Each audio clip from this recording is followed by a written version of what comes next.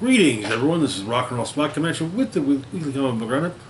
We've made it about almost most of the way through the roundup. Let's keep on trucking. We'll kicking this off with Amazing Spider-Man number 59. Where we left off, Janice Lincoln, Tombstone's daughter, also known as the Beetle, the second one. Was going to turn state's evidence against her father, Tombstone, and at the urging of Spider-Man. Of course, Tombstone discovered this and decided he was gonna basically kill his daughter because, she was going to, turn state's evidence on him. And so, Spider-Man has been doing what he can to protect Janice. And the issue is generally just a large-scale fight between the two of them. Janice tries to escape through by the subway, but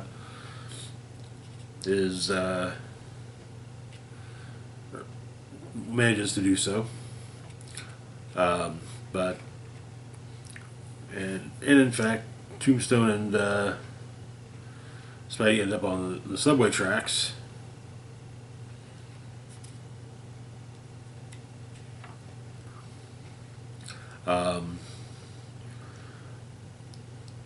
And Tombstone states that the thing about Spidey is that he never could fight dirty. To which Spider-Man replies by breaking Tombstone's thumbs, like pushing them back. Yeah.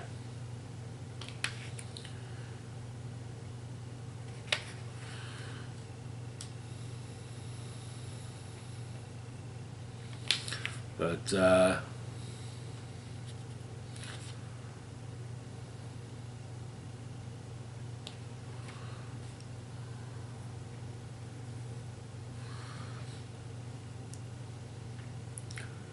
Spider-Man saves Tombstone from an oncoming train, though, knocking himself out against the brick wall. But and Tombstone very nearly takes a chunk of rock to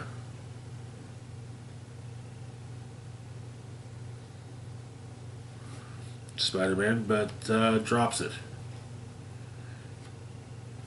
and collapses next to Spider-Man. And that is where the issue ends. Good issue. Nice to see a kind of fun to see it, just a issue long fight. While Tombstone might not have super strength, he's extremely durable. So yeah. Moving on though to our next book, we've got Spider-Man: Black Suit and Blood number 3. Continuing the black, white, and blood treatment with Spider-Man. And as usual, we have 3 stories: Neighborhood Watch, Whatever Happened to Master Blood, and Cornerstone. So Neighborhood Watch opens with police outside of Aunt May's neighbor Kathy's house. Kathy is apparently Aunt May's favorite neighbor, and apparently Kathy's daughter Cece's gone missing. She started working at a bar called the Silver Tide, waiting tables at the Silver Tide. Got re-enrolled in college classes and was really turning things around. The police theorized that Cece went out with a boy, but Amy doesn't think so. So Peter opts to check things out, or opts to investigate. He talks with a couple of the waitresses. One of them had been saved by, or had her mother saved by Spider-Man previously, and she tells him to check out a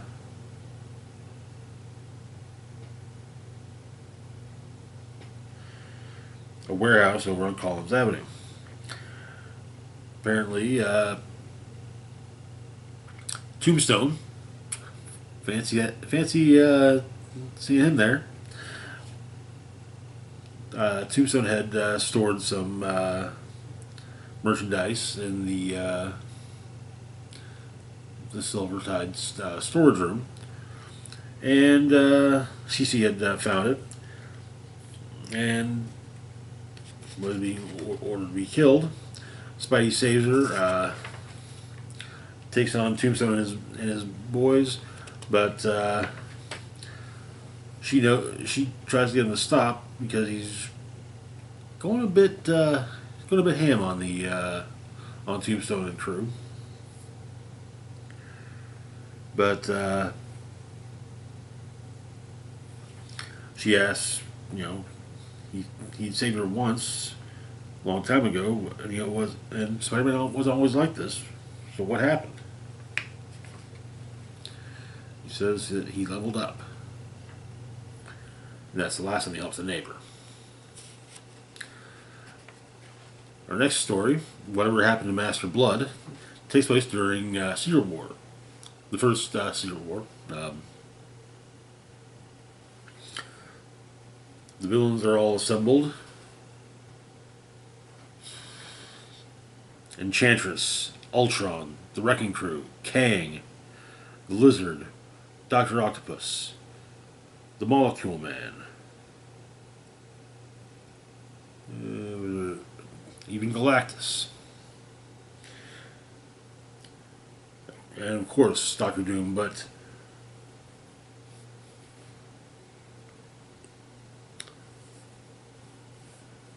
there's one other among them. The self-styled Earth's mightiest villain, Master Blood.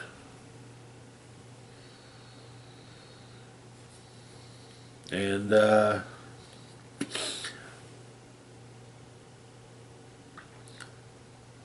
Master Blood states that he felt it prudent to observe, though he suspects that him and Doom have reached the same conclusion. This is a gathering of forces as if for war, a secret war. But later, Master Blood's exploring the compound that the villains are utilizing.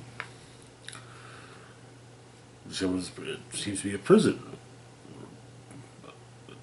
but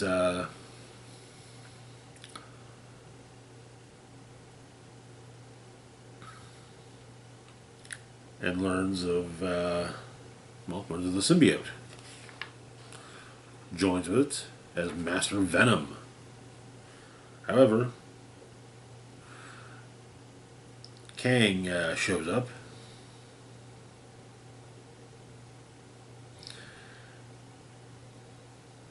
Stating that while Master Venom, however, the symbiote is red with white.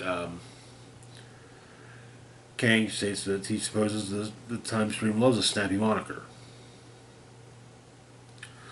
and Kang fights Master Venom, and easily defeats him, removing him from the Time Stream completely. Adding that he's the only one that could be that Kang could do that to this present, because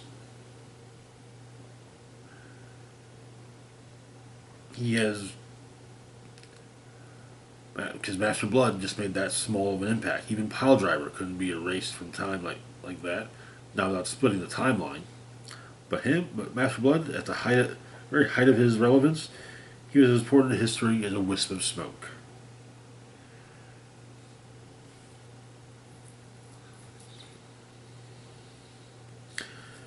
And so the symbiote is put back in containment, waiting for Spider-Man to find him. While Kang will see him in a few years, a century ago.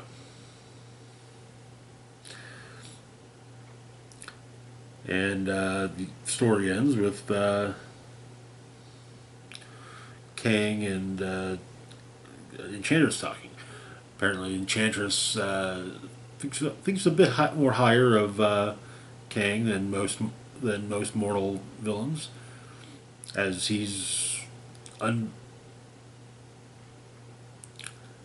basically as he's unbound in time. He enters intricacies of the threads of fate that some destinies may be altered and some may not. But he says that in the end, history is written in black and white. The final story in the issue is Cornerstone. There's an augmented reality Fantastic Four exhibition, and using some of their technologies, and not using stuff that's actually dangerous. So, but apparently there have been some troubles, and Spider-Man goes to investigate as Fantastic Four out of town, and he's pretty certain that Mysterio is the mastermind behind the whole thing. He's right. And the augmented reality is used against Spider-Man. Eventually, punching a double of Mysterio so hard that his fishbowl mask fills with blood, and eventually overflows, and Spider-Man is faced with some ghosts of the past, George Stacy, of course, Uncle Ben, but Spider-Man manages to find Mysterio actually and beats the hell out of him, but the thought of Uncle Ben stops him.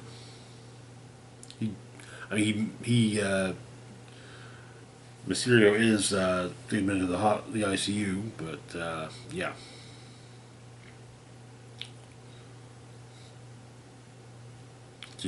With full battery of tests to roll out any serious internal injuries,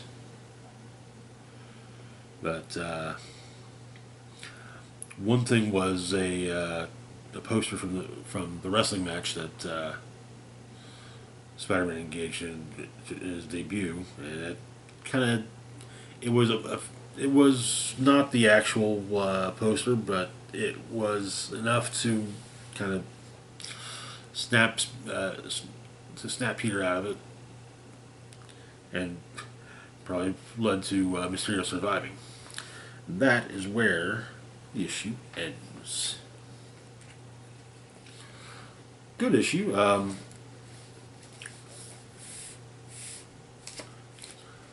The whatever happened to Master Blood was actually kind of a high point. It basically, linking more recent stories to past stories in a way other than offhand remark about like an offhand bit of dialogue, like it was an actual short story with Kang interacting with the symbiote before Spider-Man took it for his costume. Anyways, moving on though to our last book for the moment, we've got Blade #1. So things have been kind of tough, kind of rough for Blade. got possessed by the first vampire, and maybe sort of kind of blotted out the sun with the dark force. You know, a little oopsie. But Blade has gone into self-imposed exile in Lupui Island in Southeast Asia. It's basically the kind of place where no one's really going to look for you. No one's going to, and if anyone recognizes you, well, no, they don't.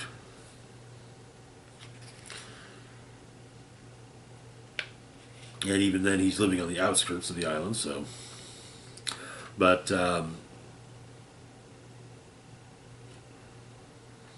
he gets some steel in the hopes of forging a new sword, and he's also kind of torturing himself.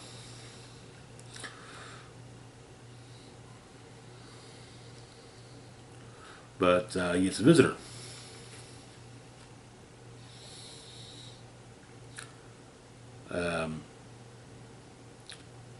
An envoy of the Spellguard, keepers of the balance, and Blade is being called upon to serve them. It's an illusion of the man whose eyelids are stitched shut. But the guy says that the envoy states that Blade's self-imposed penance is over. It's time for Blade to kill again, and he's got someone who's for him that deserves it.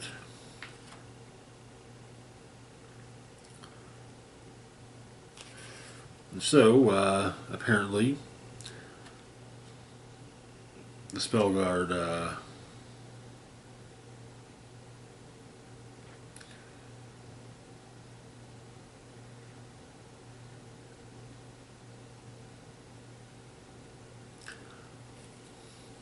Bring a hooded man in a hood who's horrendously malformed, not in a natural sense, but apparently it was, well, yeah.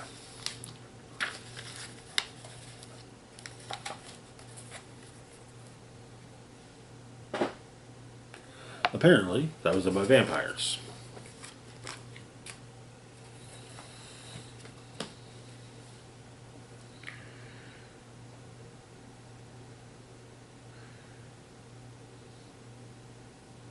And the envoy says that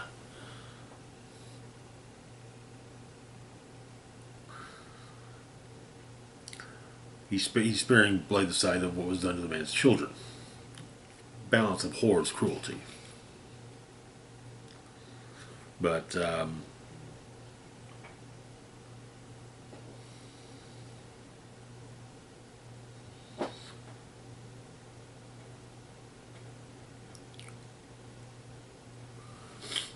apparently, Pontus Van Helsing was charged with killing the vampires who did that, but he was corrupted and seduced by the vampires. And so, it's up to Blade to take care of Pontius, as well as the vampires in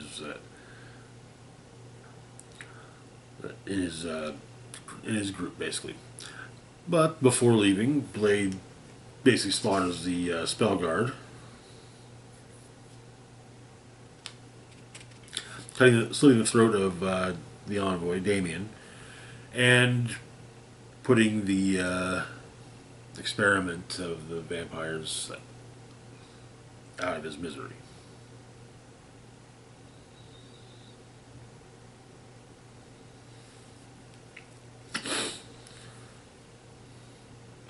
But he's been given a knife by the Spellguard. It's kind of a wayfinder, And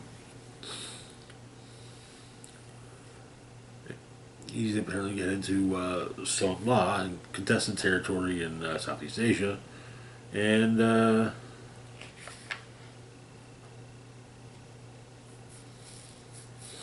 word has come down that the Spellguard has sent a blade. And that is where the issue ends. Interesting start. This is just a mini series, but it's still. I do like that the events in Blood Hunt were not swept under the rug too often. But also, it helps that this is literally the first story.